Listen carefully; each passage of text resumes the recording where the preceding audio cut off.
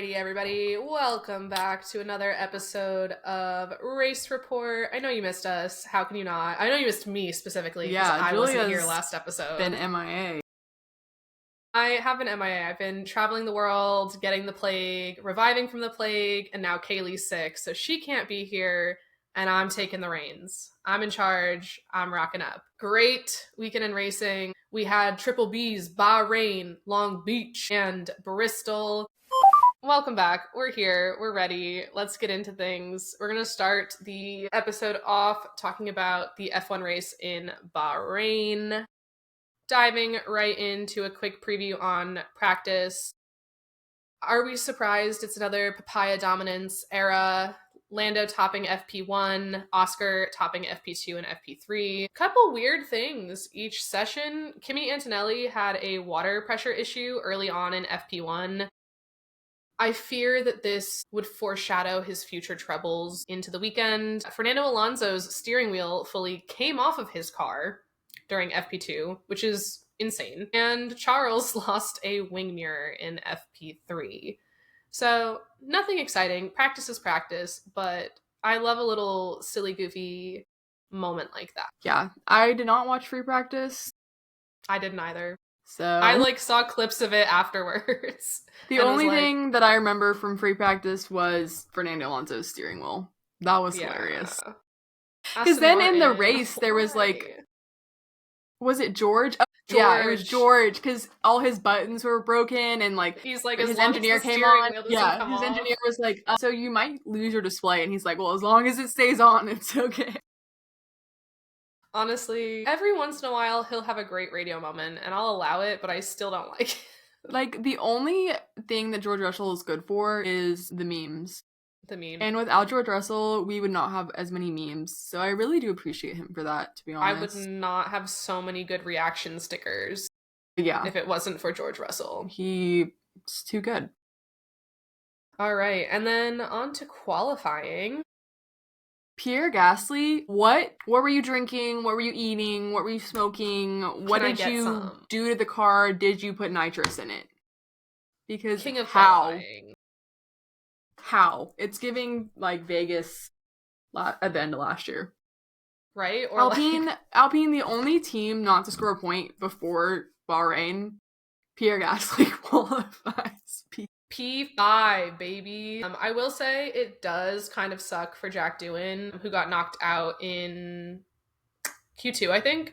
Mm-hmm. He seemed to be outpacing Pierre basically all weekend. And then Pierre just pulled a lap, got himself into Q3. Jack gets left behind. Granted, a P11 start for the race. So that's pretty good. He's been having a really difficult season in terms of the racing part, but he's doing pretty okay in qualifying. So yeah, we'll give him that. Papaya on pole, Oscar Piastri, it's his second pole ever in F1. I honestly, I know we're still so early on in the season, would love to see him win this championship. Please. I think the plot twist in that, because everyone's walking into the season being like, I don't think Max can win it again. It'll probably be Lando. Imagine how pissed off Lando would be if his teammate takes it instead of him. I am the biggest Oscar Piastri fan, so I really want it to be him. I'm just glad that Lando finally admitted that the McLaren is marginally faster than everyone else. Yeah. And two, he did not have a good qualifying. Lando had a craptastic qualifying. No, yeah. P6, still good, still top 10, but he made a lot of mistakes in qualifying. A lot of mistakes, and he did beat himself up about it, which, at least you're being honest, but also we can be a little less dramatic about it. Yeah. Telling yourself you're not a driver, I'm not a good driver, I'm the worst. I think the record shows that that's just not true. You can just say I screwed up, I did a bad job. I'll do better I'll do better tomorrow and move on. Do a Bowman. Yeah. Admit your faults and move on. Exactly. Instead of be more like Alex Bowman. Everyone should. We don't need to have another Lando Norris pity party. No. And after his season last year, no one feels pity for him. No. you're in too much of a good advantage to be pitied. Ferrari, that's where my pity is at. And it's not anywhere at McLaren. But George qualified P2, Charles P3. George was later demoted down to P3. Both Mercedes had a one-place grid drop due to... It was Kimi Antonelli's best qualifying this season, though. Was, in fact, yep. They both, unfortunately, left the garage before the official start time set by race control. So George did, in fact, get the penalty that he helped the FIA create last season for this race. Whoops. Max also not a great qualifying, especially after like eating last weekend and being completely dominant. P7. Yuki P10, my king. Nice. Liam P17, really not sure that the car was the problem, in my opinion, at this point. So we're 2 weekends in and Yuki's already making it to Q3 in a Red Bull. So Carlos Sainz made it to Q3. Carlos Sainz did make it to Q3. And Alex Albon did not, which was... Switch up. Big for them. Switch up. And then Ocon's crash. That was... Holy wow. Yeah. Like, I kept seeing different videos of it from the different, like, angles or, like, from the spectators. Mangled. Oh, yeah. Like, props to those engineers and mechanics for getting that car ready to go for the race. And then props to him for driving it the way he did during the race. Literally, to get, points finished. Double points for us. So, yeah, that's all I have for qualifying. I don't know if you have anything. Nope. It was I love when a qualifying is, like, straight to the point. Here's what you need to know. Race time. Mm-hmm. This race, I really wish I could have watched it on the plane. I tried to, and then the internet was so bad that I did email them and ask for a refund. Yeah, that's rough. And then I just turned everything off on my phone and waited till I got home and locked myself in my room and watched it. But yeah, my dad went to early church, and my mom and my sister went to the church they regularly go to because he wanted to be back in time to watch the race with me. So I went over to my parents' house to watch. He was like, so you guys can go by yourself. I am going early, and I will be watching the race. Priorities. Live. Just the start, the whole way through. Like, you had to be paying attention, otherwise you, like, missed everything that was going on. Yeah. Lando actually had a great start, except for the fact that he pulled out of his grid box, and of course it would be Max to be right on it, snitching on him, and be like, Lando's out of position. Yeah, out of position. So Lando did get a 5-second penalty for that, but it didn't really affect him that much in the end. But he had a great start, was up from 6th to 3rd, basically at the first corner. So very impressed with him. The other driver who had an incredible start was Ollie Behrman, who was up 5 or 6 places at the start. Yeah. He started P20, and I was like, oh my god, Ollie Behrman, where did that come from? Ollie Behrman? Middle of the field. Very impressed with that from Ollie. And Oscar got, I mean, not lucky, like, Oscar's a great driver. I think he had a clean start. I think it also didn't hurt that George Russell locked up into the first turn, which helped him kind of pull away a bit. Poor Kimi Antonelli's start was not great. He, like, qualifies that high and then not the greatest reaction time. Poor Kimi Antonelli's race. Yeah, he did not have the best go about of it all. McLaren's strategy, you guys, you learned from last year.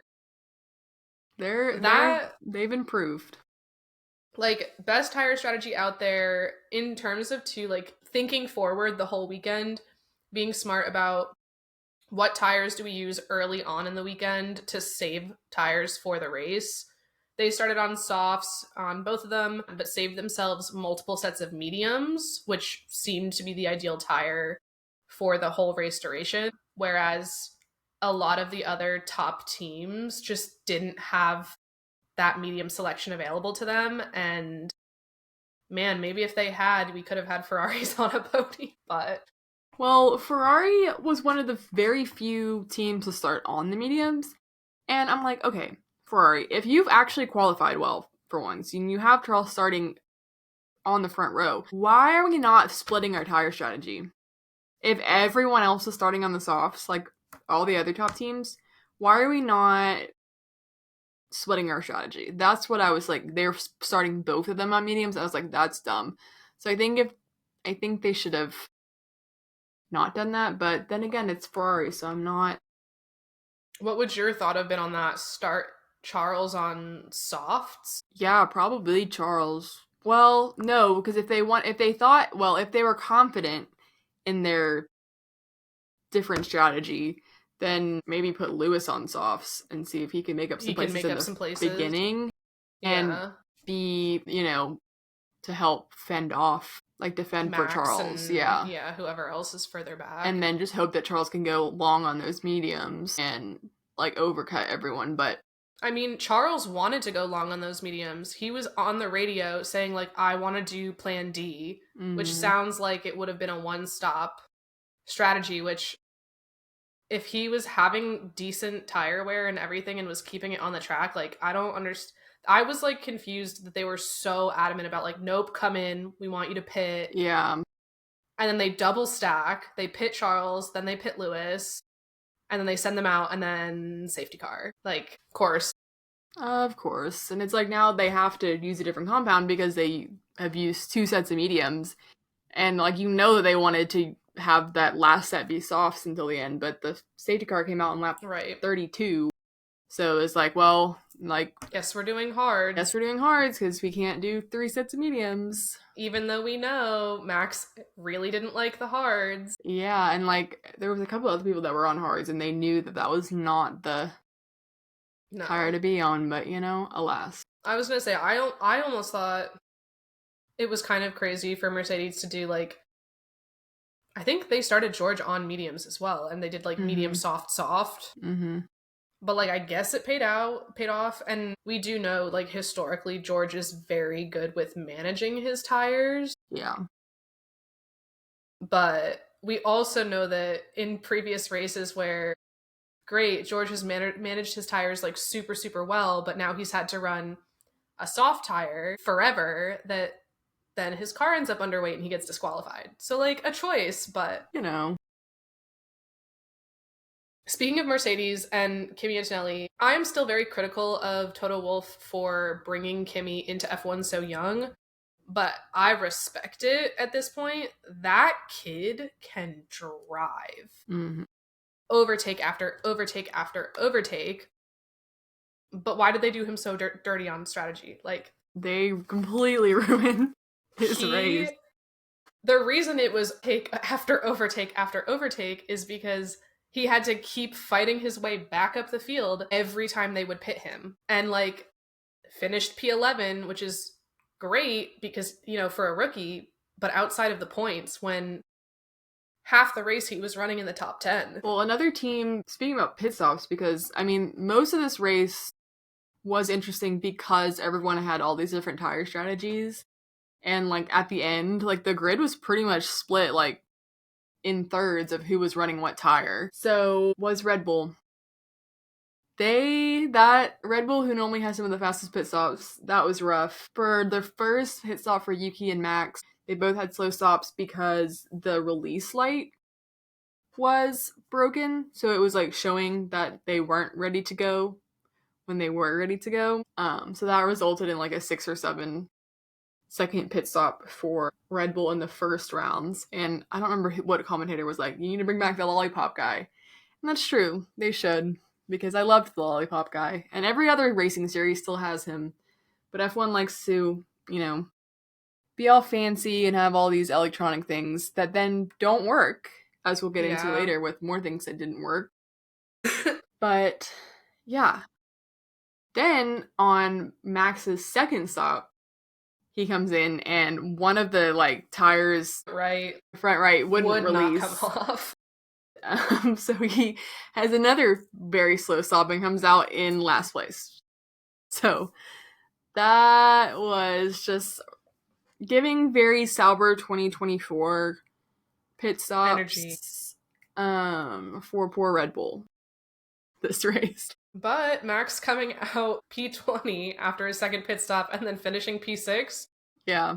Pretty good. Very Max Verstappen of him. Red Bull-wise, great weekend for Yuki. P9 finish. his first points at Red Bull in only his second race there. I just think he's so much better suited to that car. And I don't know, maybe Liam just like isn't cut out for it, whether it be that car or F1. I don't know. I just think regardless, Liam needs more time in general. And like it's like solidifying that they should have brought up Yuki to begin with and not someone who only had like however many, like not even half a race season. Absolutely. Yeah. Versus someone who's been in F1 for a couple years. Right. And has raced along teammates like Daniel. I mean, let's see. How many teammates has Yuki Tsunoda had? In the past 2 seasons. Nick DeVries, Daniel, Liam, Daniel again, Liam again. Like, I don't know. I think he's earned that seat, and I hope he keeps doing really well in it. I would love to see him on a podium, and I don't know what Liam's gonna do at VCarb. But at this point, the fact that a full season rookie like Isaac Hadjar is just even making him look bad is tough. Yeah. So I guess we'll see how the season goes, but gosh, poor Liam Lawson with all his penalties too. I'm like, okay. No, literally at that point, it's like, can you just find a problem with the car and retire? What's the point of like you have all these penalties now. It's like, okay. But speaking of penalties, literally the amount of time that people were getting black and white flagged. Like, I feel like we haven't had some good old track limits in a while. I missed it. And I like it. Left, right, center, we were getting the black flag. I think Kimmy, Isaac, who was it? Max got it. Lando got it. Jack Doohan eventually got a 5-second penalty for track limits in the end. But I was like, I missed this. I missed a good black and white flag. I'm sure those marshals were quite happy to wave it, but I think it was like 8 drivers total, right?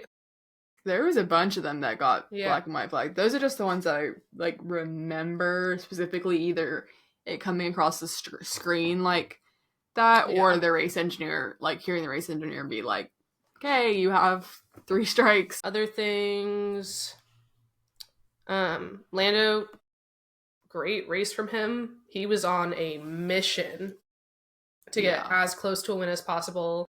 I mean, him fighting with Charles for P3 was drama. And then Charles's defending was impressive. The fact that he kept Lando like for that long before he was finally able to overtake was very impressive. It was a great battle. And then too, like, even once Lando finally did get past Charles, like, the gap that Charles was not able to close to George, Lando closed it and like was actually fighting him for P2 at the end. I do think the whole like DRS timing issue with George probably made it difficult to like actually fight him, because George was having his tech issues with his transponder. So none of the teams knew what George's actual timing was, which means it's very hard to measure, like, are you within a second of him? Because God forbid Lando is 1.01 seconds away. If he opens that DRS flap, that's a penalty. Mm-hmm. So it sucks. I think maybe if he had like 2 more laps, he could have taken it. But I think at the end of the day, he should be very happy with his performance and a podium. It wasn't a perfect race from him. Like, he definitely made mistakes, but any mistake he made, he righted it like that. George Russell, though, I have to give it to him. He had an absolutely incredible race. He had to be good. But he was. He obviously had a great qualifying performance. And then Oscar was in a league of his own, having his own race. But the race that everyone else was racing in, George was leading the entire time. He held on to those softs for way longer than they should have gone. And not only held on to them, had pace with them. Right. Like, to the point that Charles, I thought, I was like, surely, like, he's getting enough deg that he's going to start losing lap time, and Charles is going to be able to make up that lap time. Charles was not. I was yelling at the TV. I was like, Charles, can you just be faster? Like, please just press the accelerator a little bit harder. I know you can get him. He, in fact, did not get him. Hit him with your car. But, I mean, there was a great fight between him and Lando at the end. Great defending from George. Overall, he kind of just had a perfect race, which is irritating. The thing that just bores me about that, though, is, like, in none of these races, like, he's not fighting the race leader, George. He's just, like, comfortably sat in second. And the only time he has to fight anyone is when they get up to him and are fighting him. Yeah. Like, it's just, like, I got in my car today and I drove it, and I had to spend a little bit of time not letting someone go past me. You know, there's just, it's different when you have different races where there is a fight for the lead, or everyone from P2 to P5 is fighting each other. And I feel like George Russell just, like, keeps not having to do any of that. And so I'm bored of seeing him on the podium, and I would like a change. Please and thank you. Yeah. Well, he did a great job. I'm annoyed that the Mercedes is fast. Yep. Why was it not fast last year when Lewis was still there? You know, George also had all these tech issues, and like you're saying, hoping it would make his car stop working. I know. Like, they were like, okay, so basically nothing works. He tried to push the radio, and that opened his DRS. They were like, you might lose the display on your screen, but don't fret. We don't know what your lap times are. We don't have any data. No one else has any data. Like, all of a sudden in the stream, George Russell suddenly fell from P2 to P20, and everyone, were like, did he pit? But I like had the track map up. I'm like, no.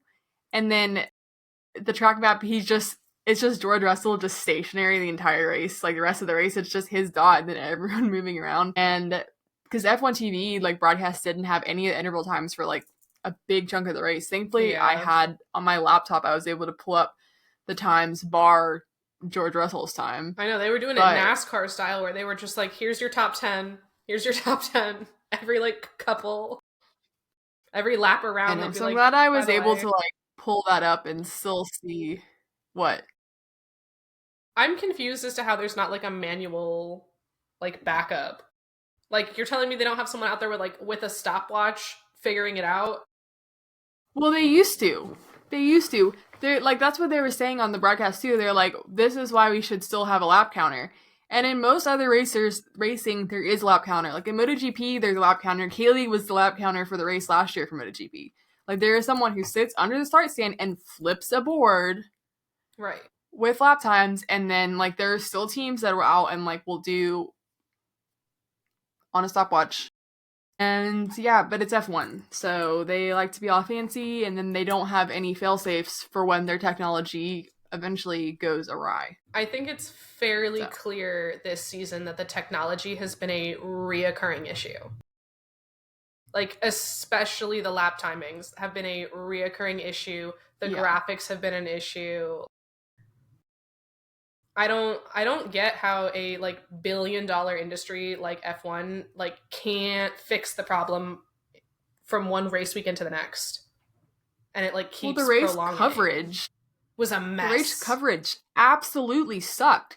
Like, half the on-track action and overtakes, they just didn't film. Yeah. And then, like, the commentators were like, you can't see it, but this is blah, happening. Blah, blah, just overtook blah, blah, blah. And because what they are shown, like, it's one feed. So the Italian commentators are commentating off the same feed that the F1 TV guys are, that the Sky Sports people are, that everyone is seeing, that they're seeing on their own screens. And they get the data off, like, the other screens in the track map to see that, oh, there's all these overtakes going on, but they're not showing you. Like, sorry. Yeah, I don't know. We never saw the debris on the track. No. Like, it took the commentators, like, 10 laps to figure out why there was a safety car. A full safety car, granted. Yeah. And they're like, we don't know. There's probably debris, it's in sector whatever, because that's where the yellow flag was thrown. And they're like, that's all we know. Right. I was like, because they're not showing us, and if they don't show us, then, like, we know as much as you do. Well, it's the same way, too. Like, at one point, they show Carlos's side pod, gaping hole in it. I'm like, and we're like, when did that happen? Because, like, where's this incident? Because we did not see this incident on the coverage. Right. We saw the earlier tap up with Yuki, But that's not that. That's not that. So when did that happen? And then we realized, oh, that's probably the debris. Mm-hmm. I don't know. Wild. Did we touch on Haas? Haas, go America. Yeah. Double points. I wrote people who had 10 out of 10 races besides George and Oscar was Pierre Gasly. Yes. For qualifying that high and finishing that high, and what he finished P7, but he was running P6 until Max Verstappen overtook him on the last lap, which they also didn't show. Didn't show that.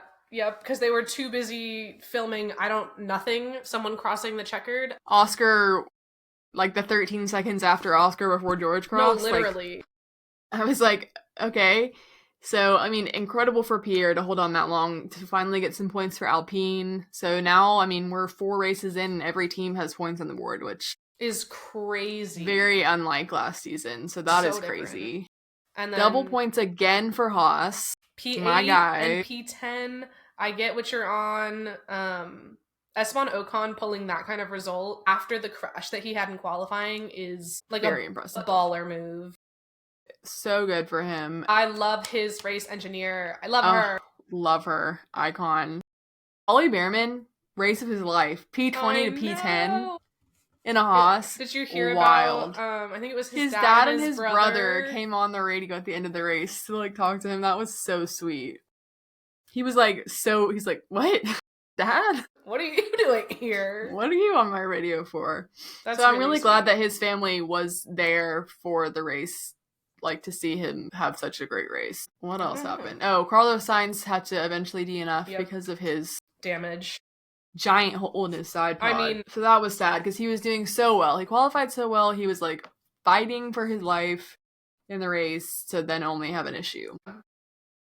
I hope better things for Carlos to come. I think we've gotten a really good primer of him this season that is showing like he is there and he is and doing each something. race and each race I feel like he's improving. More and more comfortable with that car. Yeah. So I'm excited to see. Feels like it's just been bad luck for him, honestly. Mm-hmm. Like unlucky little bits after each week. Really has. Williams double podium. I don't know when. Please. Brazil. Manifesting that. Yeah, Brazil. It rains. Williams double podium. Brazil. The winner, Yuki Tsunoda. I don't know. A girl can dream. I know, right? The only other thing was 4 races in and we've had 4 disqualifications because Nico Hülkenberg got disqualified after the race. That's crazy. They love to be handing out these DQs. It was that same like minimum plank like ride height thing again too. Yeah. I don't know, man. And then did you see Lewis Hamilton swerves Mohammed Ben Sulayem? Yes, Mohammed Ben Sulayem tried to give Lewis a hug. And is he crazy? Like, this man hates you. Like he publicly. It is a known fact. Yeah. Because that he hates you and your organization. Right. And you think he's going to give you a hug, let alone a handshake? You have actively worked against him. Why? What did you think was going to happen? What did you expect from him? Nobody likes you. Don't try it. Yeah. That was iconic behavior, as always, from Lewis. Hey, at least I love a man who stands by his morals. Mm-hmm. And that man does. He truly does. And then... But why did he win Driver of the Day? No, yeah. I don't get it. Driver of the Day this year has been absolutely whack. Not a single Driver of the Day result has made any sense whatsoever. Ollie Behrman, Pierre Gasly, Suzuka, Charles Leclerc. Suzuka, we can say makes sense. Yuki won there. But, like, besides that... Yeah. Doesn't besides really... that, like... It really does not be making any sense. So I don't really know who, like, if people on Twitter are deciding this, and all of a sudden we're just hitting random names. Like, I love Lewis, obviously, but, I mean, there are about 5 other drivers that had a better race than him that should have won Driver of the Day, but... Right. Or, like, not even necessarily had better races, but, like, drove. Like, Kimi Antonelli did not have a better race, drove. Yeah. Drove that car. I know. Bad strategy. I would have given him Driver of the Day just for what he put up with. Yeah. I will say, I was happy to hear, like, Lewis get on his radio as well and, like, thank the team and say, like, you guys did a really great job today. Like, this was awesome. Yeah. After everyone's trying to talk about how Lewis is nasty to his engineer, it's like, okay, we're not going to do that. There's some growing pains. Right. It's a learning curve. Like, we all know how Max talks to GP. We've all heard all of the drivers talk to their engineers with some sass. Mm-hmm. Why are you making it a specific Lewis thing? But I digress. Exactly. I think that takes us to IndyCar, baby. The streets of Long Beach. Yeah, the beginning of Big Kyle energy. King Kyle's for the rest of this segment. Long Beach, IndyCar, Kyle Kirkwood on pole. In his Chili's mobile. Triple dipper, baby. Literally, I wanted to go to Chili's every time after this weekend.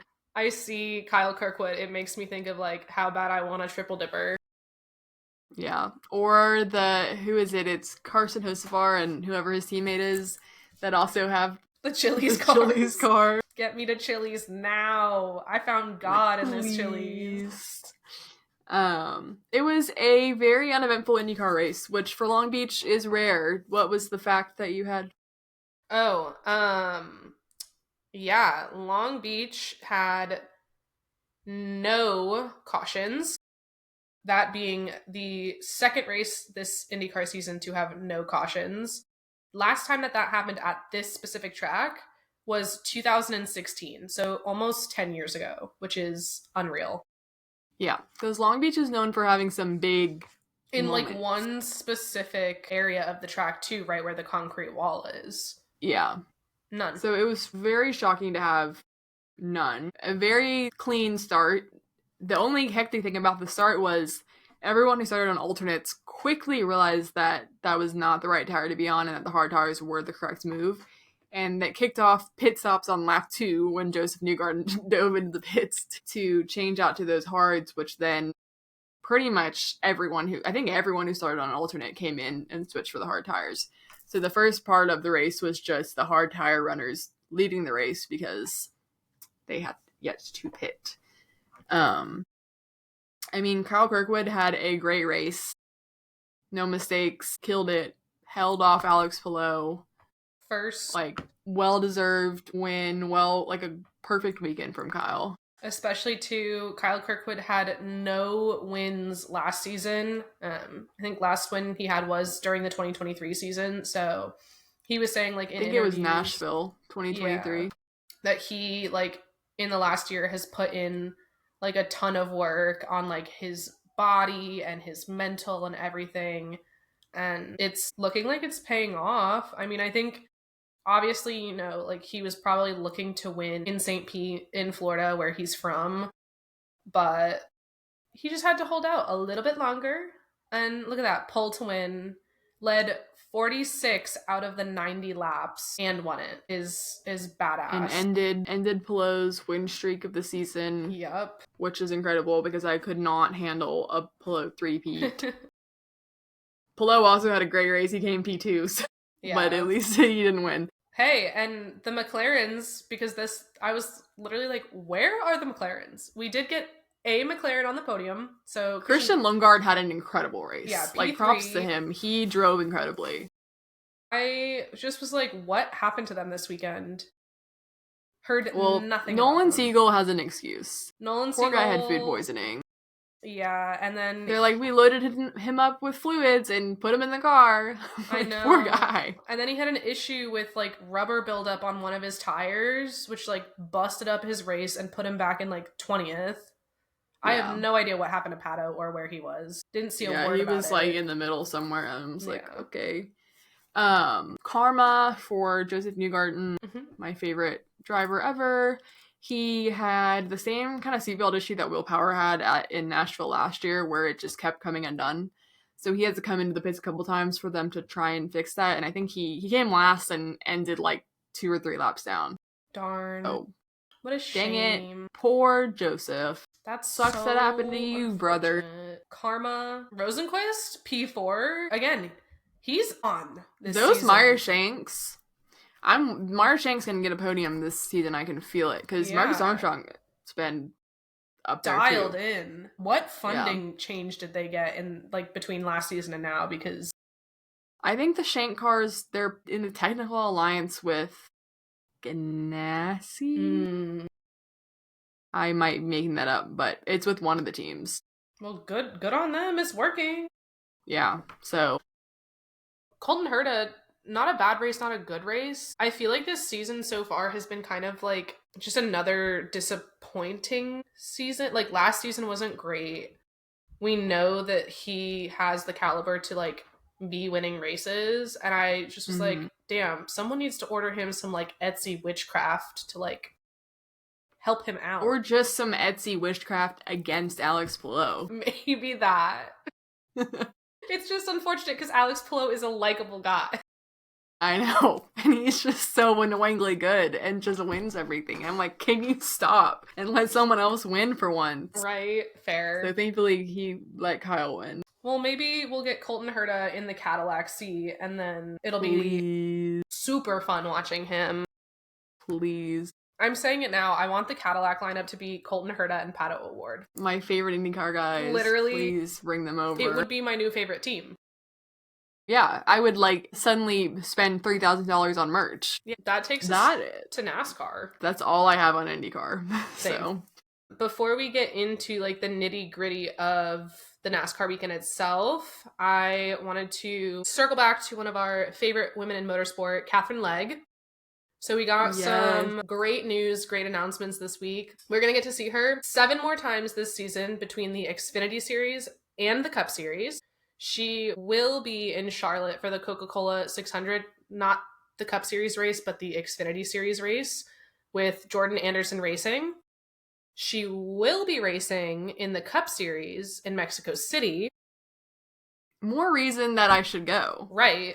In the I'm like number 78 car for Live Fast Motorsports, and it is going to be sponsored by Elf Cosmetics. I love it. And then Elf Cosmetics, would you like to sponsor us to fly to Mexico City? I literally actually would love that. I have been a religious Elf Cosmetics product user for many years now. That's most of my makeup is from Elf Cosmetics. All my makeup brushes are from Elf Cosmetics. Yeah. Love Mexico. They just do it better. Love Katherine Legge. Love NASCAR. Please. Sponsor us. But back to Katherine Legge. If you're not familiar with her, you should be. She had her Cup season debut earlier this season in Phoenix. She is the first woman to race in the Cup Series since 2018. Danica Patrick, but we won't talk about her on this pod. So very excited getting to know, or like getting to see that she will be racing a lot more this season in the different NASCAR series. I think potentially is also hopefully still going to be trying to do the Indy 500 this year as well. Actually, that can't be possible. She might be doing the double. She might be doing the double? She gonna Kyle Larson that shit? She might Kyle Larson it. They can carpool. No, they said that she was still gonna try and qualify. I would be so here for that. Katherine Legge doing the double, guys. Her incoming. Someone called that. I saw a TikTok. They're like, I bet that Katherine Legge's gonna do it.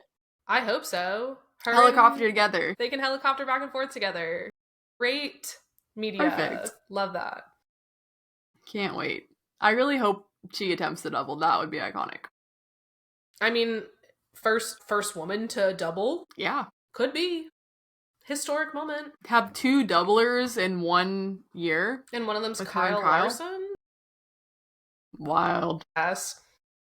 Into the actual race. So this was into Kyle Larson. Yeah. Which was the actual race. Next part of Big Kyle Energy. Instead of Kyle Kirkwood, we're going to talk about Kyle Larson for the next umpteen minutes of your life. This was the Food City 500 at Bristol Motor Speedway, Lauren's home track, in my opinion. I think fair.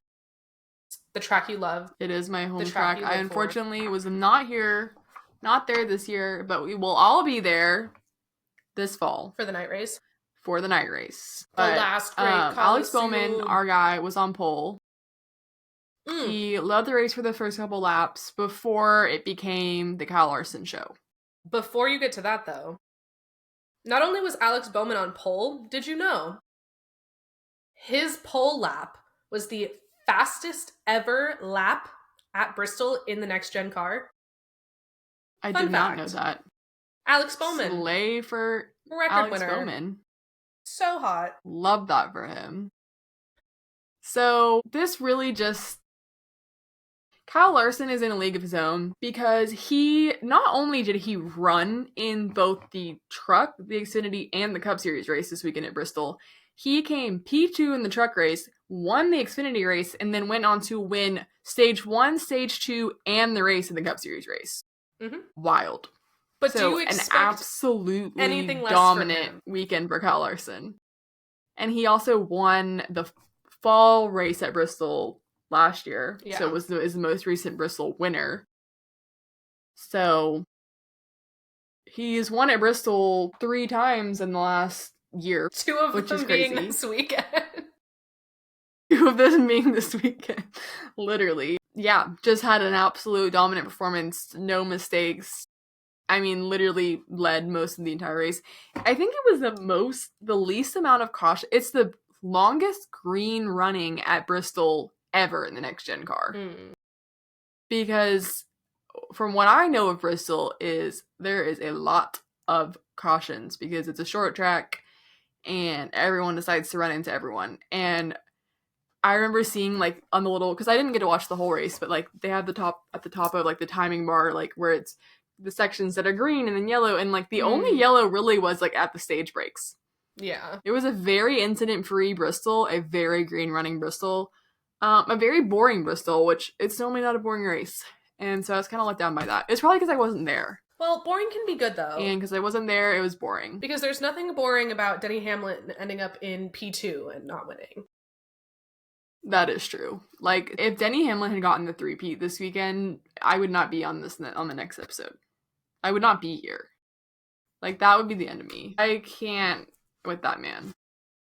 Other crazy things this weekend. Ryan Blaney, our newest addition to the Tire Whisperer Club, this man ran 175 laps on 1 set of tires. That's crazy. Bristol Motor Speedway. Like, okay. Are you just showing off now? Go ahead. That's unbelievably impressive from him.